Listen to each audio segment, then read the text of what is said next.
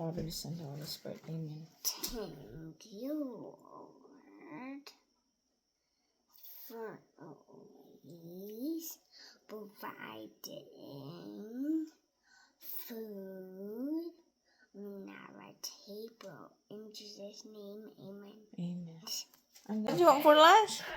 Just a double, I think. Adobo? Yeah, adobo. You don't want fish? No, adobo. You want adobo? Yeah. My gosh, ito talaga yung ano niya mga my gosh, yung marunong siya nag-quick o second. You want adobo or you want kuan? Fish? Adobo. Ano, mag-cook lang kung adobo my guys kasi want adobo.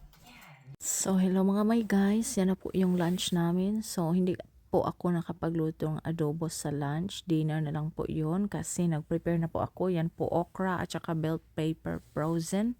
So, sinabihan ko si Naknak na mag-dinner na lang kami mag-adobo magawa kasi nakagawa na ako mga my guys ng air fryer na salmon. So, kumain naman siya. Tsaka, she's very full kasi nag-inom siya, nag-drink siya, a bunch of liquid mga my guys, juice. But anyway, she loved it. That's a salmon air fryer. So, and also mga my guys, na-enjoy yan siya. Aban siya chika-chika sa akin mga my guys. O, tingnan nyo yan siya. So, beautiful eyes pa yan kasi nasarapan siya talaga. Gusto niyang kumain ng adobo. Sinabihan ko siya na later na mag-adobo si mami. Kasi itaw ko pa yung chicken. At tapos, while she sleep, so andyan naman si mami, house chores. So, nag-laundry ako sa mga underwear. Kasi I don't put in the washing all our me anak na underwear and also her socks. So I did not put mga my guys in the washing. I make sure it's clean. So tingnan niyo yan po, very clean mga my guys. Parang naglo-laundry ako sa Pinas ba. Tapos yan, hinuluman ko yung white t-shirt ni daddy, akin at saka Naknak. So yan po yung ginagawa ko sa mga white t-shirt. I really taking care all that new clothes of daddy, and then I'm gonna make sure I try to run cause 1 week hindi ako nakapag-run kasi pag may period ako hindi talaga ako mag-run mga my guys. So tapos busy, so I stop. So I try mga my guys na magbalik ako ng warm up. So first, I feel lazy. I said, no, I need to do run for tomorrow. But anyway, nakapagtapos talaga ako ng 1 hour mga my guys. So yan na, mag-aadobo na si mami. Yung inaadobo ko mga my guys, lagyan ko siya ng coconut milk. So first time ko nagawa ng adobo with coconut milk in fairness. Nasarapan kami ni Naknak at saka si Naknak nasarapan din.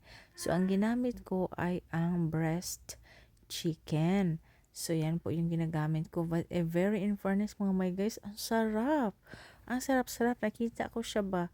Yung yung nag-vlog na may magsabi siya na, Papa, adik na papa, magkain na papa. Nakalimutan ko yung niya mga my guys. Yung niya ba, sinisseason ko lang siya, lagyan ng soy sauce, tapos lagyan ng garlic powder, mekos yan siya mga my guys. Tapos, sinaknak, nagsinging ng Christian song. And then, yan po yun. Wala po akong carrot. So, yan na lang po yung nilagay ko sa aking adobo. Tapos, yung patatas lang. At saka may kamatis, tomato, onion, at saka garlic. So, yan po yun. Mekos ko.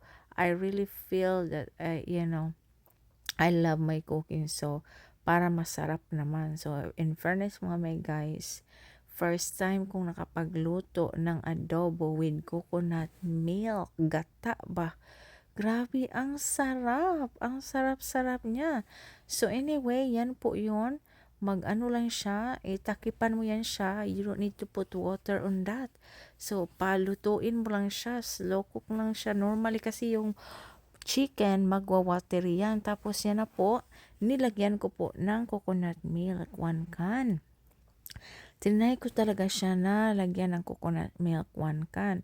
So, anyway mga my guys, inuukay-ukay ko lang siya. So, wala talaga yung ibang seasoning. Yun lang yung salt. Yung seasoning salt ang ginagawa ko. But really, I really love it mga my guys.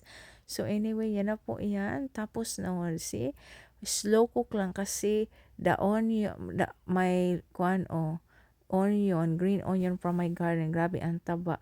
Tapos yan na po, nasarapan talaga ako mga magas at saka si Naknak. Thank you so much for watching. What's the taste? It's like a double. Huh? It's like a double. It's good? You like it? Oh.